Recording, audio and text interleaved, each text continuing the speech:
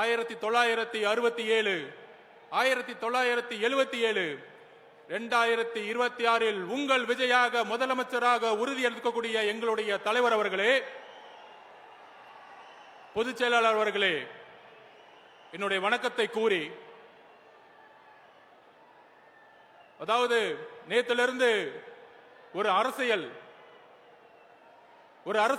அரசியல் கருத்துரை